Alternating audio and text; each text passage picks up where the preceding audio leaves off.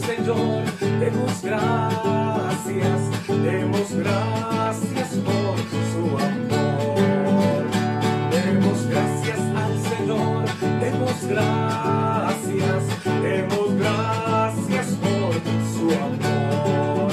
Por las mañanas las aves cantan las alabanzas a Cristo el Salvador, y tu hermano sigue cantando las alabanzas a Cristo el Salvador. Demos gracias al Señor, demos gracias por su amor. Demos gracias al Señor, demos gracias por su amor. Por las mañanas las aves cantan las alabanzas a Cristo el Salvador, y tu hermano sigue cantando las alabanzas a Cristo el Salvador.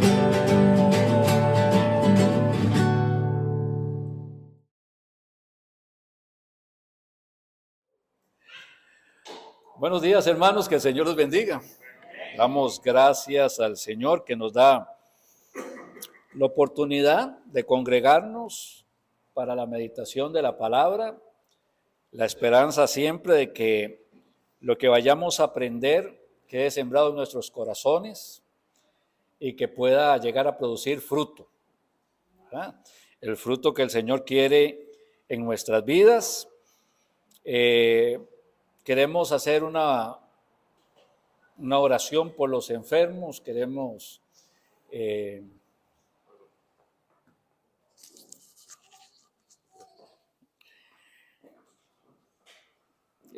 orar por la hermana en la carne, nuestra hermana Vera, que está bastante enfermita. Recuerden que ella está siendo tratada por un problema de cáncer en el estómago y esto ha sido difícil, ha pasado unos días bastante malitos, entonces para que la recordemos. Y les decía al principio que hermano Andrés nos puso ahí desde Uruguay, de una familia conocida, una señora creyente allá de la iglesia. No sé qué pasó, que su hijo tuvo un percance con un arma, un revólver, y la bala le entró en la cabeza. Cuando llegó la mamá estaba consciente y pudo hablar con él, le habló de Cristo y el muchacho recibió a Cristo, pero que los doctores decían que poco a poco se va a ir apagando. Entonces, que no le daban mucha oportunidad de vida. Imagínense esa pobre madre cómo está, ¿verdad?, en este momento. Entonces vamos a elevar oración por ellos y por todos los que están enfermos, que usted conoce también, ¿verdad? Preséntelo ahí en su corazón y que el Señor pues se glorifique en la sanidad, que haga su voluntad en el caso de todos ellos. Amén. Entonces, pongámonos en pie una vez más y vamos a orar.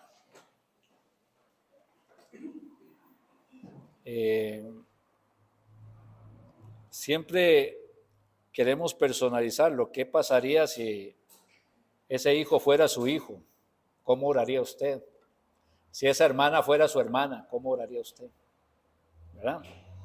Entonces, oremos. Amado y buen Padre, en el nombre de tu Hijo Jesús, entramos al trono de la gracia y misericordia y presentamos a estas personas rogándote que tú pongas tu mano en ellos.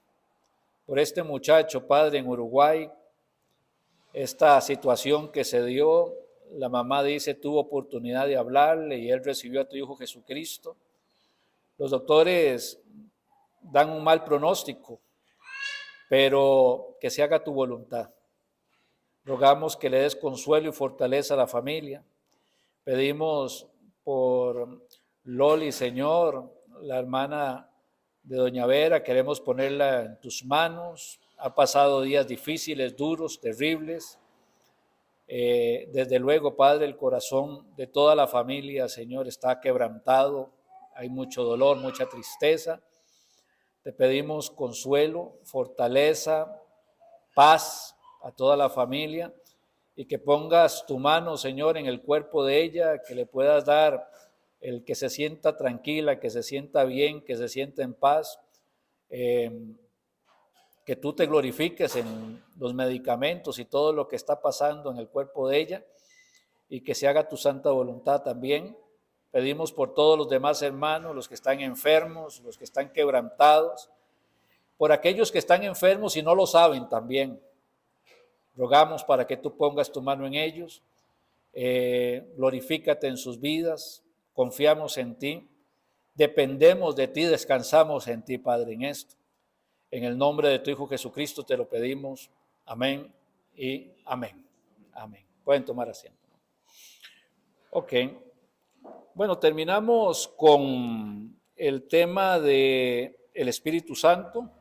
Siempre había mucho más que hablar, siempre hay más que aprender, pero las circunstancias desde un púlpito es que hay que enseñar la palabra y hacer las aplicaciones a cada hermano. Entonces,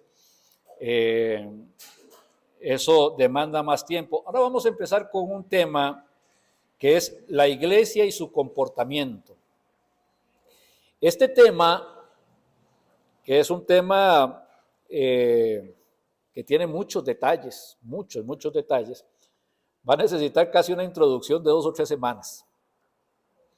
Entonces vamos a irlo llevando con calma. Al final vamos a analizar ya a mayor profundidad lo que sería las epístolas pastorales, primera, segunda de Timoteo y Tito, y ver lo que es el comportamiento de la iglesia, pero viendo detallitos que son importantes que sepamos, que aprendamos, porque es que a veces en la iglesia esto no se puede permitir, porque esto no se puede hacer, ¿por qué? O sea, ¿qué sucede? ¿Qué es lo que dice Dios referente en esto?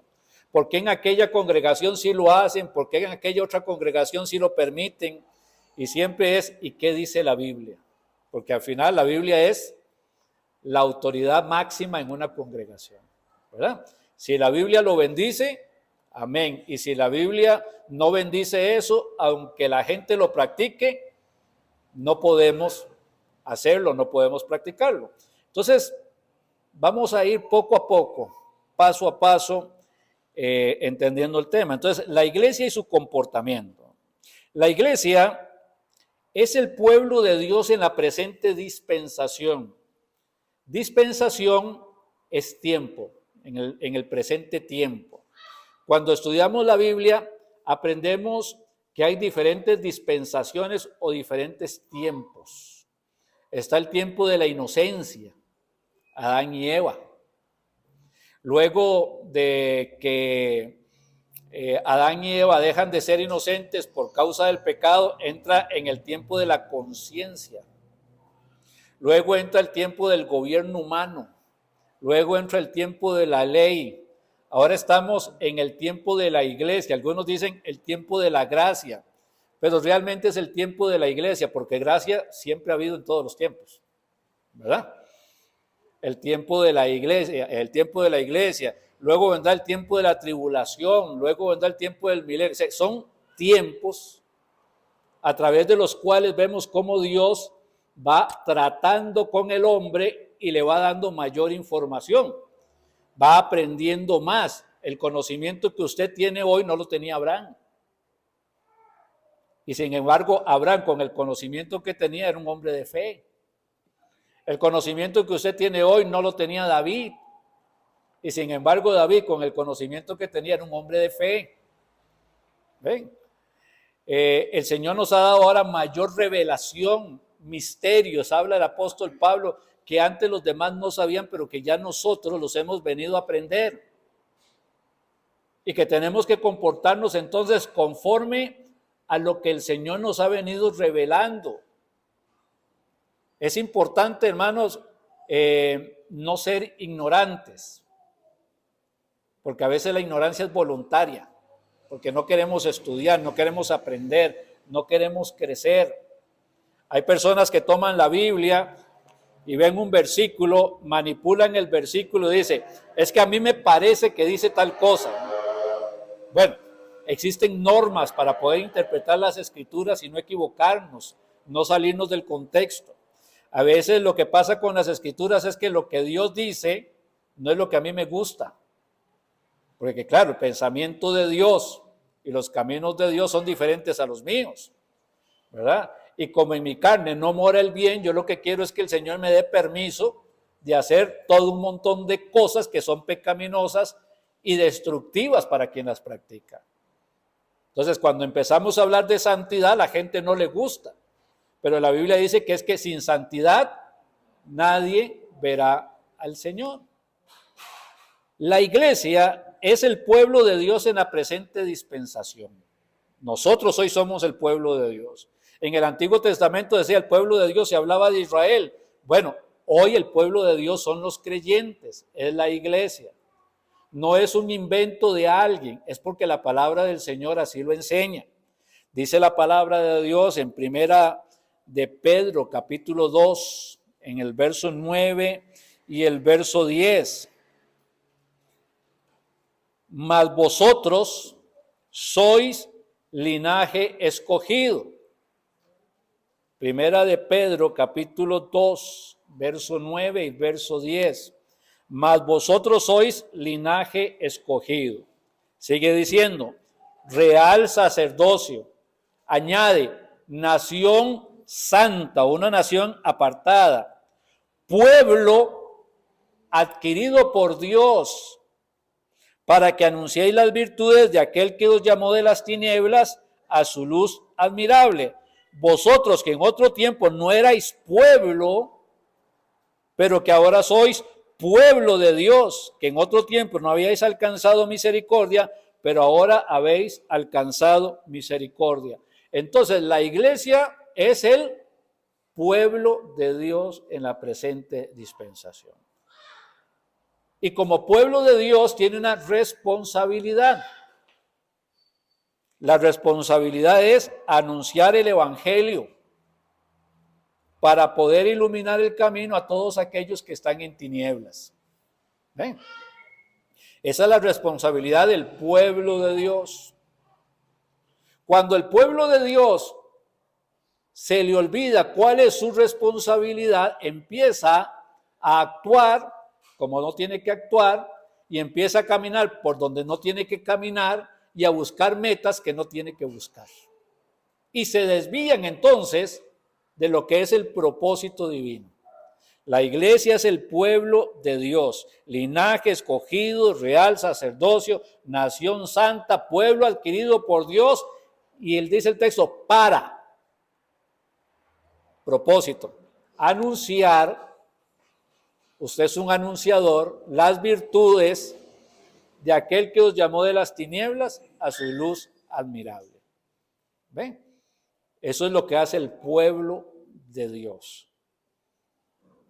O en otras palabras, diría el apóstol Pablo, el ministerio de la reconciliación.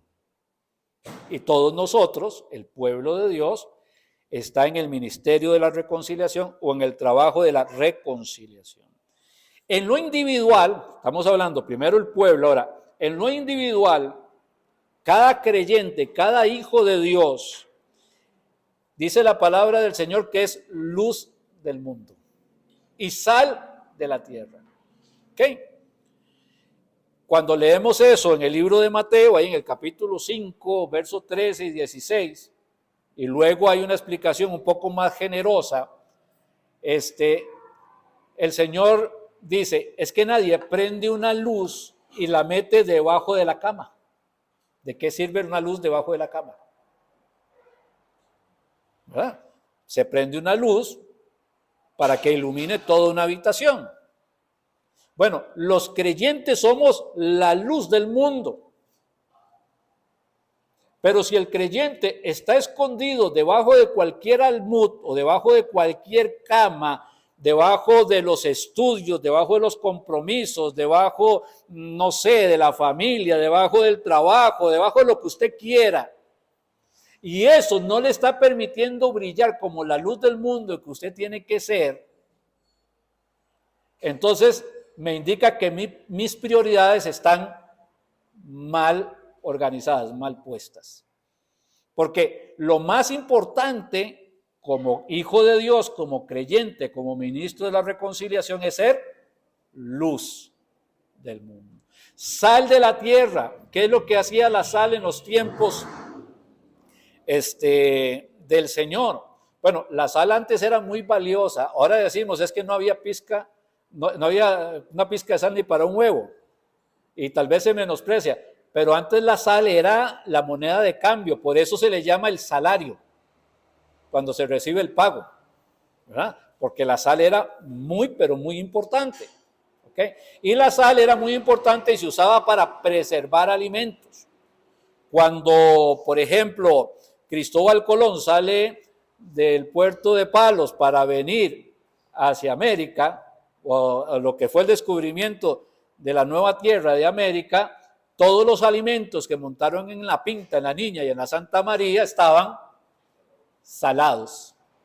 Y eso ayudó a preservar los alimentos para poder alimentarse a lo largo de todo el viaje. De otras maneras, no se podía viajar, ¿verdad? Porque en el mar no podían asegurar los alimentos, etc.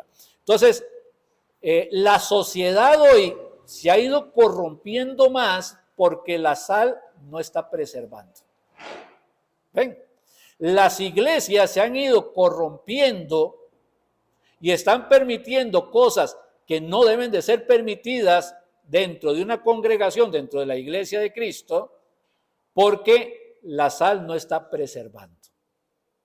Y dice la palabra del Señor, y cuando la sal ya no sirve, porque no preserva, entonces la tiran afuera en la calle para ser hollada por los que pasan. O sea, lo usaban casi de asfalto. Ya esto no sirve. Cuando una iglesia, cuando los hermanos de una congregación, cuando cada individuo de una congregación está dejando de ser luz y está dejando de ser sal, porque la misma persona se está permitiendo caminar en el pecado voluntariamente, entonces está perdiendo la idea de por qué estamos acá. ¿Qué estoy haciendo acá? ¿Por qué estoy viviendo en este tiempo? ¿Por qué el Señor no me ha llamado? ¿Por qué el Señor no me ha llevado con Él? Bueno, porque tengo que ser luz, porque tengo que ser sal, porque estoy en el ministerio de la reconciliación, porque pertenezco al pueblo de Dios, que existe para anunciar las virtudes de aquel que nos llamó de las tinieblas a su luz admirable. ¿Ven? Entonces vamos aprendiendo poco a poco todas estas circunstancias.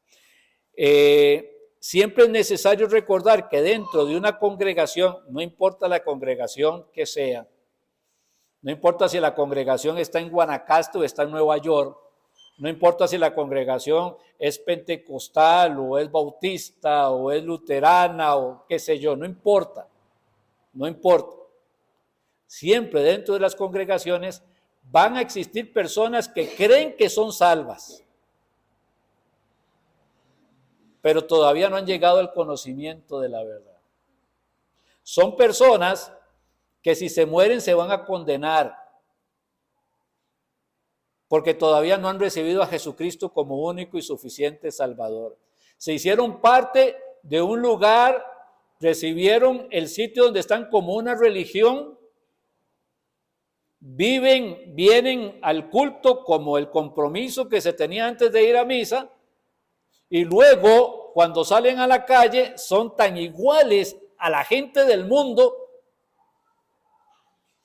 No hay ninguna diferencia con la gente del mundo, porque al final es que son del mundo, todavía no tienen a Cristo, todavía están en tinieblas.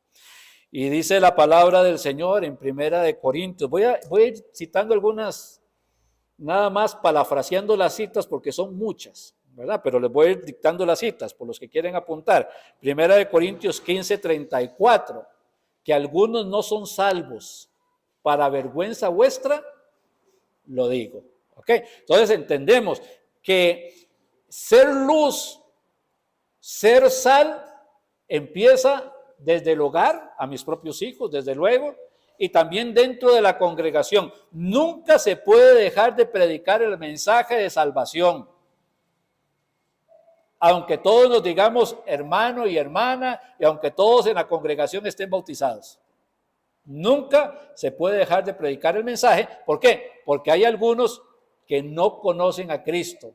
Para vergüenza vuestra, lo digo, dice ahí el apóstol Pablo. También dentro de las congregaciones vamos a encontrar creyentes carnales y creyentes espirituales. Los creyentes carnales son personas que ponen su mano en el arado, dice la palabra del Señor, ¿verdad? Ponen su mano en el arado, pero no están mirando hacia el cielo, no tienen su mirada puesta en Jesucristo, miran constantemente hacia atrás, parecen a los israelitas en el desierto. Ay, recordamos las ollas de carne cuando estábamos en Egipto. No recuerdan la esclavitud, no recuerdan las largas jornadas, no recuerdan, ay, cómo recordamos las ollas de carne. Levantémonos un capitán que nos devuelva a Egipto. Y hay muchos creyentes carnales que muchas veces han puesto su mano en el arado y de un momento a otro sueltan el arado, no siguen haciendo lo que están llamados a hacer y más bien ponen su mirada en las cosas del mundo. Y no solamente están haciendo mal ellos, sino que hacen tropezar a los que están cerca de ellos. Creyentes carnales. ¿Okay? Y luego están los creyentes espirituales, ¿verdad? Un creyente espiritual es un creyente que es fiel. No sé, no me levanten la mano, pero espero que todos estén viendo los cultos de los miércoles. Estamos avanzando en un estudio sobre el Salmo 3 y hemos tratado de ir paso a paso, ir explicando muchos principios que son importantes. Creyente espiritual es un creyente que es fiel, pero no porque él sea fiel a Dios, no tiene esa idea, no tiene esa connotación, es lógico, está por sentado, ama a Dios, entonces es fiel a Dios. Un creyente es espiritual no porque confía en Dios, sino porque Dios confía en él. Dice la palabra de Dios, mis ojos pondré en los fieles de la tierra para que estén conmigo. El que ande en el camino de la perfección, este me servirá. Salmo 101:6. ¿Okay? Entonces, sabemos, esto es lo que tenemos o lo que tienen las congregaciones. Y siempre hay que tenerlo clarito, ¿verdad? No pensemos que todos somos espirituales porque sería mentir. No pensemos que todos son carnales porque sería mentir. Y no pensemos que ninguno tiene a Cristo porque sería mentir. ¿Okay? Tenemos que tener eso claro en las congregaciones. Siempre vamos a tener gente que no conoce a Cristo, creyentes carnales y creyentes espirituales. La iglesia en el tiempo presente, algunos señalan que el tiempo presente es el tiempo más difícil para predicar el evangelio. O sea, prácticamente se vuelve imposible predicar el evangelio de Dios, porque evangelios usted escuchará de todo tipo, gusto y manera, ¿no? Y se dice que es el peor tiempo para predicar el evangelio. Y se dan al menos dos razones por las cuales es el peor tiempo. En este momento hay 7.9 billones de personas en el mundo. 7.900 millones de personas en el mundo. O sea, nunca ha existido tantas personas pecando a la vez. Y de todas las maneras y formas. ¿Ok? 7.900 millones de personas en el mundo. Y estos 7.900 millones de personas en el mundo tienen la oportunidad de la publicidad a través de las redes sociales. Y tenemos las redes sociales que permiten manifestar los pecados, los diferentes pecados. Antes, por ejemplo, una persona homosexual se sentía aislada dentro de la sociedad y por allá conocía a otro que era homosexual y por allá otro que era homosexual. Pero desde que están las redes sociales, ya se logran identificar quiénes son homosexuales. Y entonces empiezan a hacer comunidades a nivel de redes sociales que no solamente son comunidades pequeñas, locales, como Moravia, sino que son comunidades que se van ampliando: San José, Costa Rica, Centroamérica, América y el mundo. Y estos grupos a niveles sociales se vuelven poderosos, se empoderan, ya no se sienten solos. Y por eso es que empezamos a ver esas manifestaciones tan extrañas que se van permitiendo en diferentes lugares. Después están, por ejemplo, los grupos de las personas que están de acuerdo con el aborto. Antes, que una mujer abortara era todo un secreto. Si tenían plata, la sacaban del país para llevarla a otro lugar y practicarse el aborto en otro sitio. Ahora, esta que piensa que el aborto no es ningún pecado, se une a aquella otra por el otro lugar y pasa el mismo fenómeno que les contaba con lo de los homosexuales. Y de un momento a otro tenemos una cantidad, un grupo de personas tan fuerte en favor del aborto que se empoderan y empiezan como a ejercer un peso terrible en la sociedad actual. Y así empezamos a ver grupos, no solamente grupos de homosexualidad o grupos que tienen que ver contra la vida, y contra la vida hablamos de los que están a favor de la eutanasia, por ejemplo, y empieza el grupo a levantar fuerza, sino también grupos sobre ocultismo, sobre brujerías, sobre cosas que tienen que ver con todas estas circunstancias terribles, que ya no son, ¿cómo se llama?, secretas, sino que se han vuelto populares y toman fuerza. Entonces tenemos una sociedad, 7.900 millones de personas pecando al mismo tiempo, pero uniéndose en diferentes grupos a través de las redes sociales. Bueno, y dentro de todo esto tenemos padres que ya no están en el hogar, un fenómeno social, porque necesitamos 2 salarios, porque los 2 tenemos que trabajar, y esto ha dañado los hogares terriblemente. Ha mejorado la economía, pero ha afectado la moralidad en los hogares, porque los hijos ya no tienen la disciplina de los padres.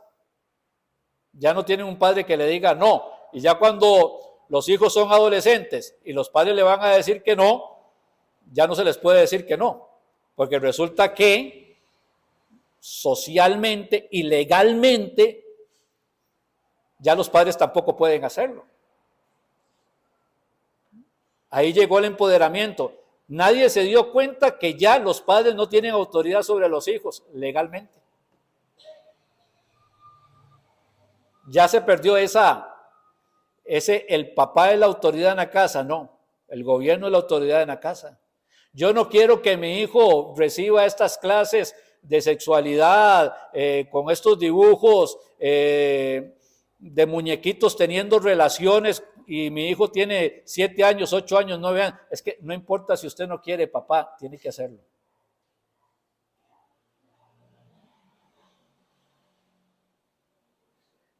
Y los creyentes ni cuenta se dieron.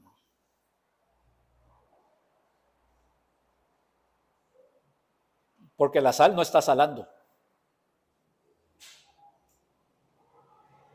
Porque el mundo está llevando hacia la gente a buscar lo que es el dinero y lo que el dinero puede comprar, a tener una mejor estabilidad de vida, etcétera, y todas estas cosas se fueron pasando. Al principio pensábamos que eso no era nada, eso jamás va a ocurrir, esto nunca va a pasar, y de un momento a otro pasa. Y causa un daño terrible en la sociedad, y desde luego la iglesia está metida en esa sociedad y afecta a las congregaciones. Los mismos padres le dan a sus hijos los dispositivos, celulares, tablets, computadoras, y estos hijos toman los dispositivos sin ningún tipo de censura. Ningún tipo de censura. Y entonces ve usted un niño viendo una fábula para niños, o sea, está diseñada para niños, pero resulta que en la fábula salen una pareja de novias dándose un beso. O una pareja de novios dándose un beso en la fábula para niños. Y los padres no tienen ninguna censura. Porque los padres ni siquiera están preocupados de qué es lo que están viendo sus hijos.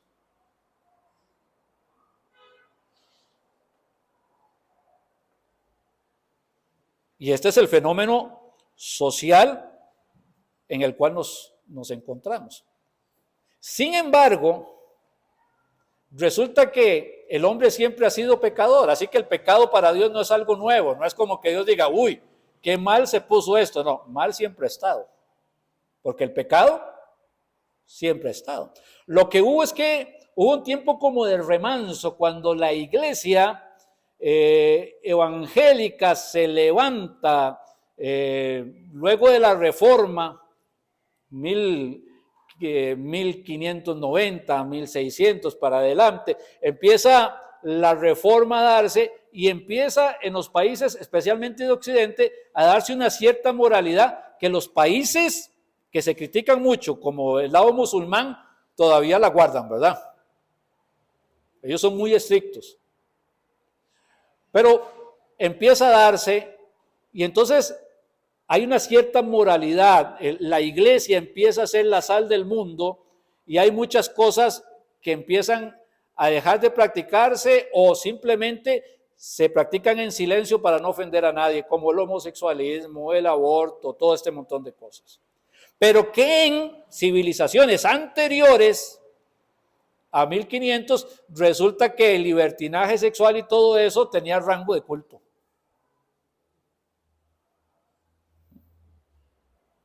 Hay que ver lo que practicaban los gobernantes de Roma. Es escandaloso estudiar lo que son los gobernantes romanos, es algo terrible. Y si los gobernantes estaban en esas situaciones, imagínense cómo estaba el pueblo. Entonces tenemos todo esto. Y como les digo, no es algo que sea del presente, es algo que siempre ha existido. Voy a leerles Romanos capítulo 1, verso 28 al 32. Estos versículos los leo mucho, hay otros versículos. Y alguien dice, hermano, ¿por qué no leo otro versículo que no sea ese? Porque una de las circunstancias de estar repitiendo los versículos es que vayamos casi memorizándolos, ¿verdad? Entonces los repetimos y los repetimos y los repetimos y a fuerza de estarlos escuchando, nos damos cuenta de que la Biblia dice así, aunque no sepa dónde lo dice.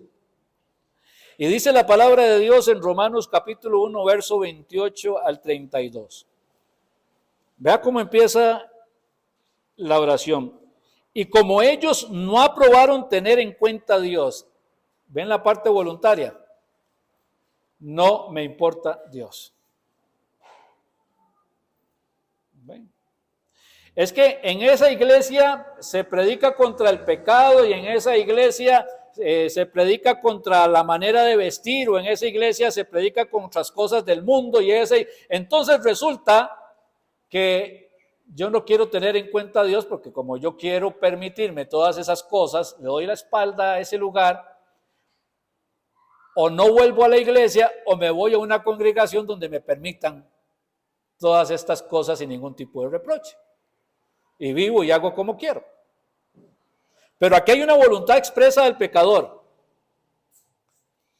Y como ellos no aprobaron tener en cuenta a Dios, Dios los entregó a una mente reprobada. Eso que los entregó es que los soltó. Dios los tenía a la conciencia hablándoles, pero tanta rebeldía que el Señor dice, no los sostengo más, y el Señor los suelta. Y estos salen corriendo hacia el pecado que Dios quería evitar en sus vidas para que no se destruyeran. Dios los entregó una mente reprobada para hacer cosas que no convienen. Estando atestados, esa palabra atestados. Me acuerdo cuando chiquillo entraba en los tiempos de la escuela y venía la epidemia de piojos, ¿verdad? Y usted solo escuchaba decir, es que está atestado de piojos. Entonces usted se imaginaba la ciudad de Nueva York viviendo en una cabeza, ¿verdad?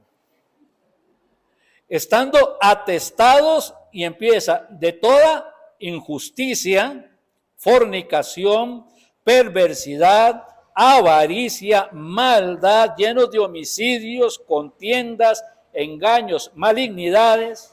Verso 30, murmuradores, detractores, aborrecedores de Dios. No lo dirán con su boca, pero con sus hechos es lo que hacen.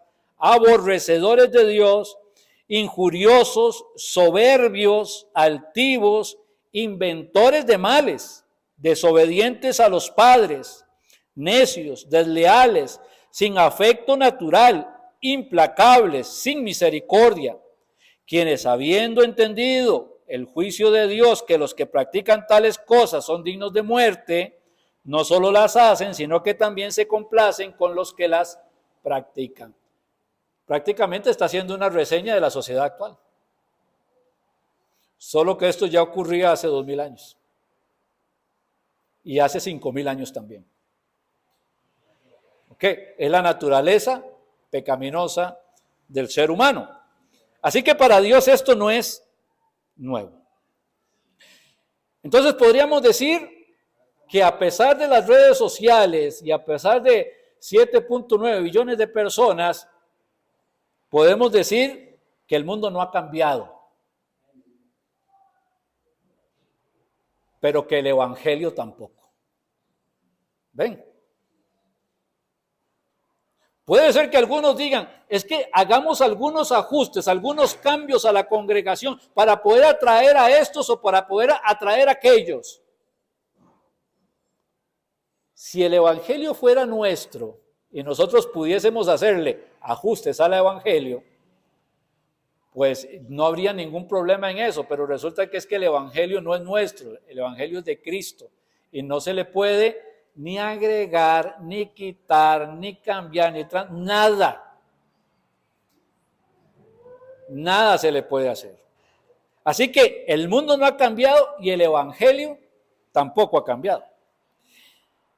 A pesar de que el mundo se enorgullece del pecado, antes el pecado era tan terrible que la gente se escondía. Ahora la gente no se esconde, ahora la gente se enorgullece. ¿Usted todavía cree en Dios? Dicen los estudiantes. Más si llegan a la universidad. ¿Y usted cree en Dios? O como le decían a una hija mía un día de estos, dice, ¿todavía hay gente que va a la iglesia?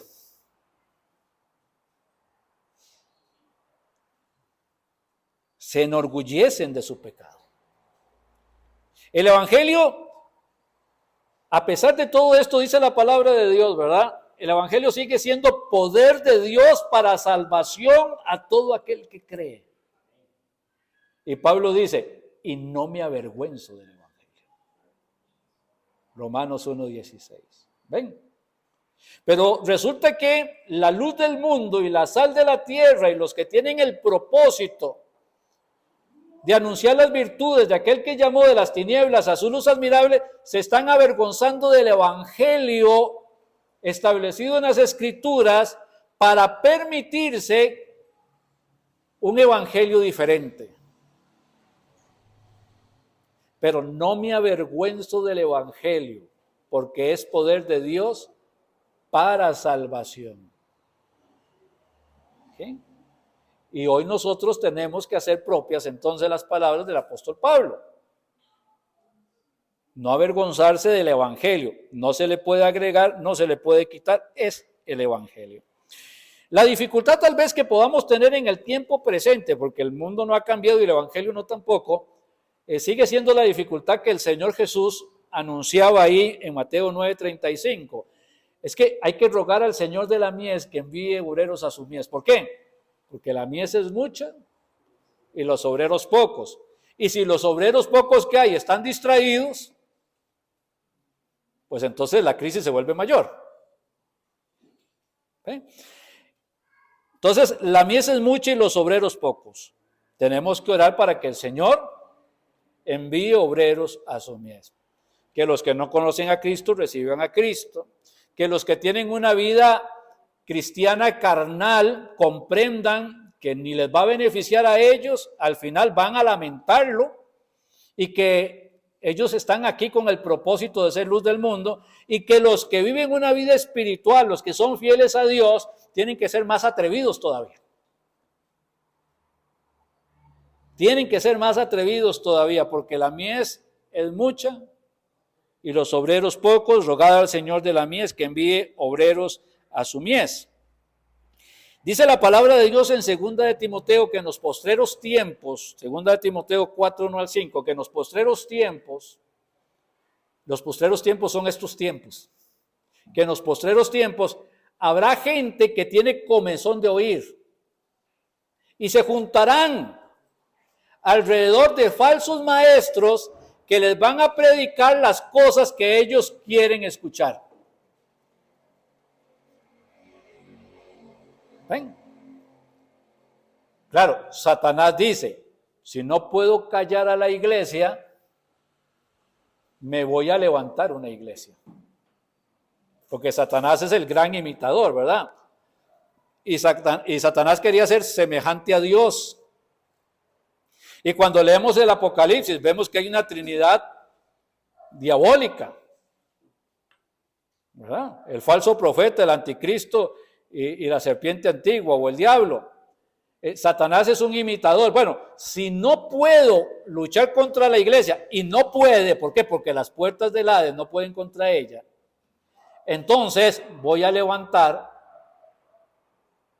congregaciones con maestros falsos, ministros que se visten de ministros de justicia como Satanás quería vestirse de ángel de luz, para engañar a las personas. Les vamos a enseñar lo que ellos quieren oír.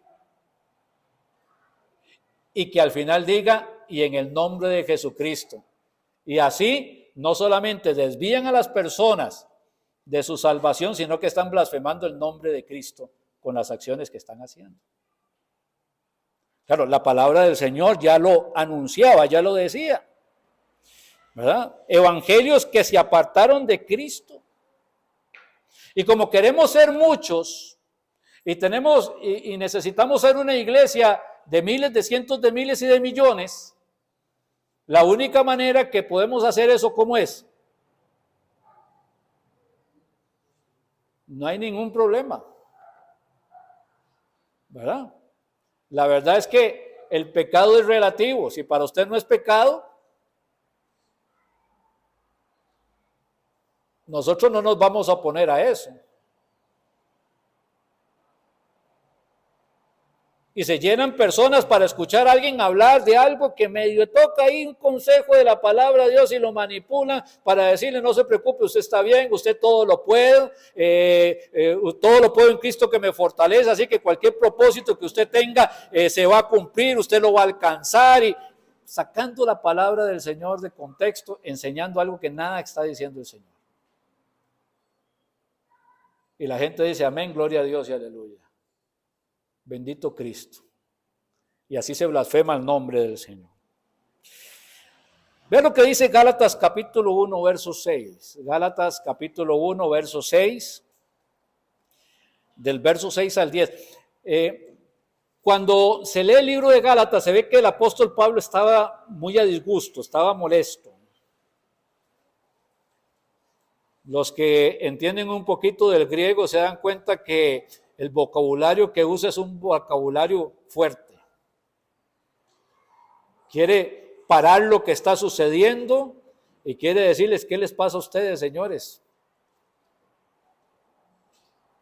Y entonces dice Gálatas 1 del verso 6 al 10, maravilloso que leyeran toda la carta de Gálatas, pero les voy a leer estos versículos. Dice, estoy maravillado de que tan pronto os hayáis alejado del que os llamó por la gracia de Cristo para seguir un evangelio diferente. ¿Lo escuchan? ¿Escuchan lo que dice la palabra de Dios? Y hay personas que se van a escuchar un evangelio diferente y saben que están escuchando un evangelio diferente, pero les gusta lo que están escuchando.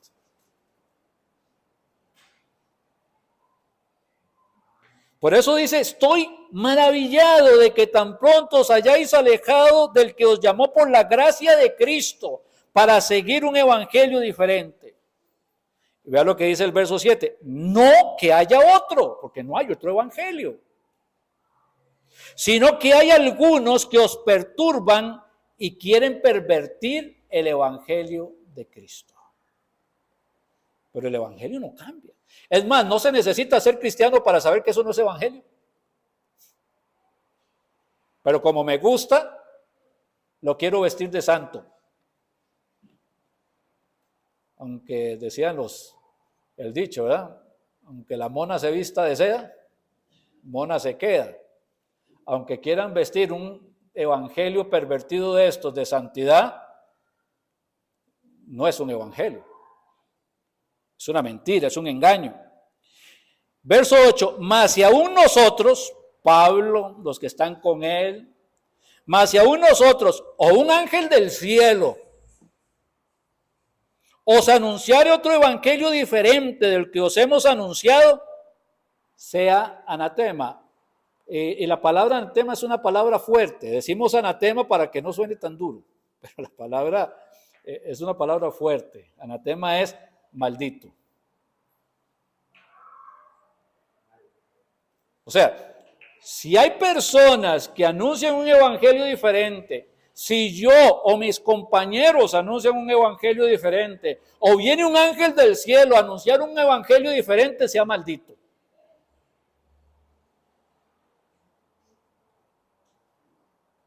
Esa es la expresión, la seriedad de lo que el Señor está hablándonos, ¿verdad? Sea anatema. Verso 9, como antes hemos dicho, también ahora lo repito, si alguno os predica diferente evangelio del que habéis recibido, sea anatema. Vuelve a repetirlo, es enfático. Es que tan lindo que predica ese hombre, pero entre todo lo que dice un par de vulgaridades, anatema. Si no hay dependencia de Cristo, anatema. Si no se está predicando la cruz de Cristo para hablar de las riquezas, anatema. Si están diciéndole a los pecadores, no importa, venga, siga viviendo su vida así como la está viviendo, Dios comprende sus debilidades, nada más siga viniendo a la iglesia y ofrendando, anatema. Y ahí podríamos seguir diciendo anatema, anatema, anatema, anatema. Dice, verso 10, pues, y hace la pregunta, ¿busco ahora el favor de los hombres o el de Dios? ¿Qué estamos haciendo? ¿O trato de agradar a los hombres? Estoy predicando para que la gente lo que escuche les guste. Pues si todavía agradara a los hombres, no sería siervo de Cristo. O sea, se puede ser más claro. El evangelio, aquí vamos a ir puntualizando, vamos a encontrarnos en un lugar, como les decía, queremos llegar a Primera de Timoteo. Primera de Timoteo, Timoteo está en Éfeso, ¿verdad? El evangelio llega a Éfeso. Éfeso era una ciudad importante, un puerto ciudad. en la Asia Menor, era la ciudad, aunque no era la capital del sitio, era la ciudad importante del sitio. El evangelio llega a Éfeso. Éfeso, pensándolo en el mapa, es donde está la actual Turquía, en el occidente de la actual Turquía. Vieron los terremotos y esas zonas por ahí. Hoy esta gente no escucha el evangelio. Se entiende, están entre los grupos no alcanzados, pero ahí empezó el evangelio. O sea, ahí empieza a predicarse el evangelio. ¿Okay? La iglesia nace en el segundo viaje misionero de Pablo. Pablo se encuentra con un matrimonio cristiano que estaba en Roma, Priscila y Aquila, o Aquila y Priscila, y había un emperador, Claudio, que sacó a todos los judíos de Roma porque eran muy problemáticos, y Aquila y Priscila tuvieron que salir de Roma, y se encuentran con Pablo, se conocen, hacen una linda amistad, además de que compartían el mismo oficio que era hacer tiendas, y llegan a Éfeso. Pablo se queda un tiempo corto en Éfeso, empieza a predicar ahí en Éfeso y deja a Aquila y a Priscila, y Pablo tiene que seguir su recorrido, terminar su segundo viaje misionero. Hechos capítulo 18 para los que quieren leer un poquito sobre la historia. ¿Okay? Pero luego viene el tercer viaje misionero de Pablo, y cuando Pablo llega a Éfeso en su tercer viaje misionero se queda 2 años predicando ahí en Éfeso. Capítulo 18, capítulo 19 del libro de Hechos. ¿Okay? Se queda un par de años predicando ahí en Éfeso. Aquí hay 2 cosas. Uno, el matrimonio. Lo sacan de Roma, tienen que ir a ver dónde pueden ir a vivir. Son un matrimonio cristiano que está pasando una prueba terrible, están siendo desterrados, parecido a este asunto de los nicaragüenses, ¿verdad? Están siendo desterrados, pero sin embargo son fieles al Señor. Y sabe una cosa, es que las pruebas en la vida manifiestan quiénes son los creyentes verdaderos y quiénes no son creyentes. Las pruebas en la vida no desaniman o desalientan a los creyentes, manifiestan quiénes son creyentes. Luego, otra cosa que tenemos ahí es que cuando Pablo llega y se queda un par de años en Éfeso, Pablo empieza siempre predicando en las sinagogas, se convierten algunos, se levantan otros opositores, judíos, luego por otro lado, gente empieza a pelear y a discutirle, y Pablo alquila un local de una escuela de una persona llamado Tiranno. Si es hombre o mujer, no sé, algunos dicen que era una mujer, da igual. Pero alquila un local. Y durante 2 años trabaja desde ese local para todos los que quisieran venir a escuchar el evangelio. Hay algún grupo de personas que dicen que las gentes que se reúnen en congregaciones en un edificio como este están pecando porque la iglesia primitiva se reunía en casas. Salúdenme a la iglesia que está en la casa de tal o de cual, etcétera. No se preocupan por predicar a Cristo, sino criticar las reuniones que se hacen en edificios.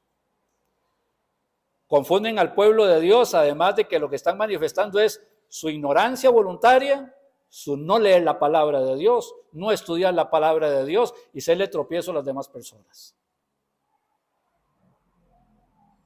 Y aquí vemos, la iglesia de Éfeso no nace en una casa, en un lugar, en una escuela, en un salón alquilado, donde la gente llegaba a escuchar el evangelio de Jesucristo. Y pasado 2 años, la gente, dice la palabra de Dios, que ya el evangelio se había escuchado en todo Éfeso y más allá de Éfeso. Porque eso es lo que pasa cuando hay una iglesia, empieza a hacer luz y la gente empieza a creer en Cristo. Además, este lugar de Éfeso era un lugar complicado. Mire, era una ciudad santa para Artemisa o para Diana de los Efesios, ¿no? Esta religión tenía una serie de sacerdotes castrados, ¿por qué? No sé, pero eran sacerdotes castrados, pero por el otro lado tenía un montón de sacerdotisas que eran prostitutas del sitio. donde la gente llegaba y mantenía relaciones sexuales hasta en grupos. Y toda esta inmoralidad tenía nivel de culto. Así era Éfeso, el Éfeso donde Pablo llega a predicar. Luego también había una enorme cantidad de gente que practicaba el ocultismo. Y muchos de estos ocultistas se convierten y traen a la plaza todos los libros de brujería, de hechicería que tenían, hacen una pila gigantesca que costaba un montón de dinero en aquel tiempo y lo queman porque se convirtieron a ese lugar de Éfeso, con esa inmoralidad, con ese sentido de oscurantismo, de pecado, de blasfemia contra Dios, es que Pablo llega a predicar. Con los enemigos judíos, con los enemigos gentiles. Esa ciudad de Éfeso no es mejor que nuestra sociedad actual. Si el evangelio se pudo predicar en Éfeso, el evangelio se puede predicar en este tiempo también, en los lugares donde nosotros vivimos. Las excusas no construyen iglesias. Es que, hermano, ya la gente no quiere, es que la gente está yendo a visitar otras iglesias porque allá les dan otras cosas y entretenimientos, y aquí las excusas no construyen.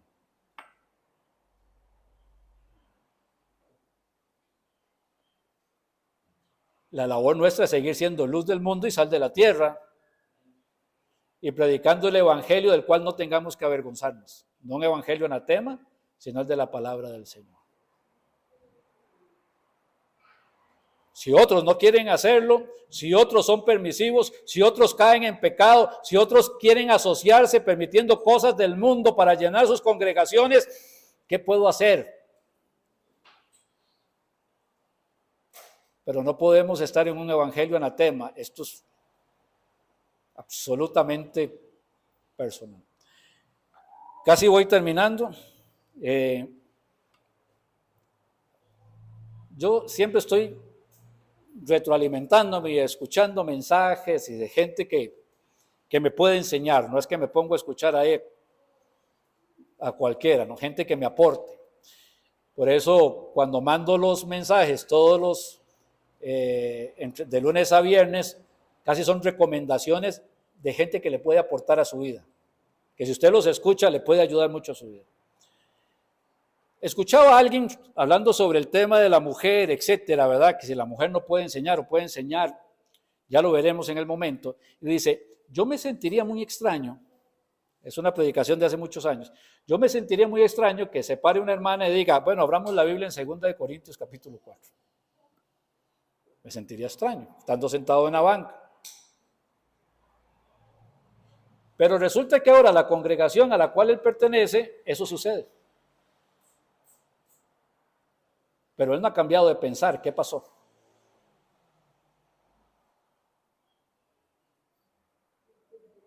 ¿Ven? Porque a veces sin darnos cuenta nos deslizamos y empezamos a aceptar cosas, a permitir algunas cositas que supuestamente no son tan destructivas, pero que entendamos, sí es destructivo. Por pequeño que parezca, la Biblia dice, las pequeñas zorras que destruyen los viñedos. Bueno, entonces tenemos, la iglesia siempre va a encontrar oposición, siempre. ¿Verdad? Si no encuentra oposición, ya estaría extraño. Pablo encontró oposición en Éfeso y había gente que lo seguía ahí y tratando de confundir a los demás. Estos hombres sí les están enseñando el camino de Dios y resulta que tenía como no sé cuántos espíritus adentro, ¿verdad? Malos. Y en un momento u otro Pablo se vuelve de uno de ellos y le dice, Pablo lleno del Espíritu Santo, ¿verdad? Fijando en él los ojos, oh lleno de engaño y de toda maldad. Imagínense cómo la gente lo está escuchando, la persona que viene detrás supuestamente ayudándole escucha, oh lleno de engaño y toda maldad, hijo del diablo. Era un engañador que había ahí, que con artes mágicas quería hacerse pasar por alguien grande. Hijo del diablo, enemigo de toda justicia. No cesarás de trastornar los caminos rectos del Señor. Y es que cuando hay oposición, hermanos, hay que confrontar la oposición. Si no, la oposición, ¿qué pasa? Toma fuerza. Hay que ser luz del mundo, hay que predicar el evangelio, es una orden, ir y predicar el evangelio a toda criatura. Hay que ser ministros de la reconciliación, como dice la palabra del Señor. La orden divina no ha cambiado, las escrituras no han cambiado, el Espíritu Santo no ha cambiado, la necesidad del mundo no ha cambiado. Así que la iglesia no tiene entonces razón de cambiar. Tiene que ser la iglesia que se ajusta a las escrituras, no la que se ajusta a la sociedad.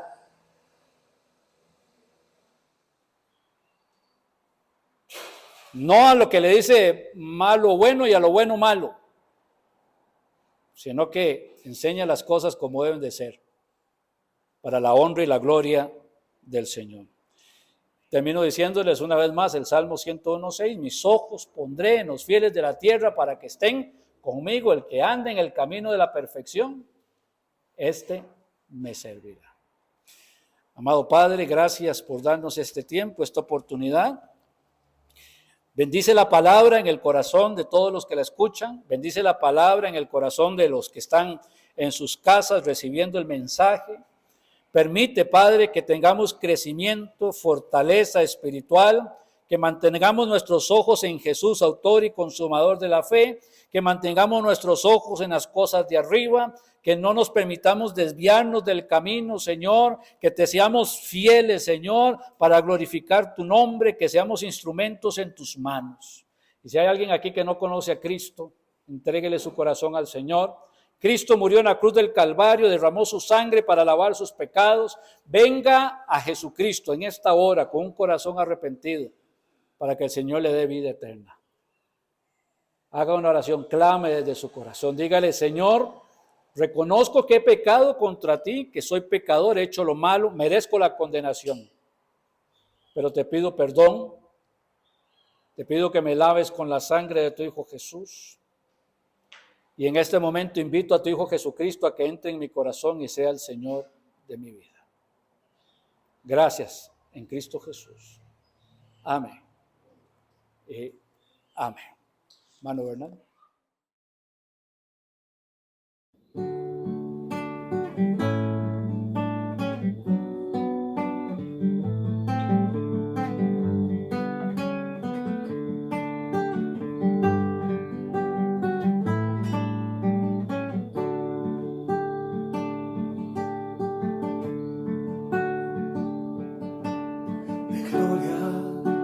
De gloria que veo,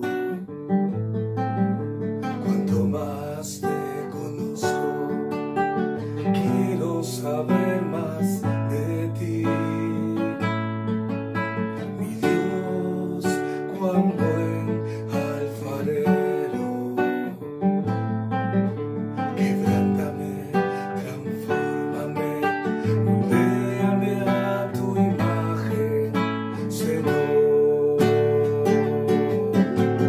Quiero ser más como tú, ver la vida como tú, saturarme de tu espíritu y reflejar al mundo tu amor.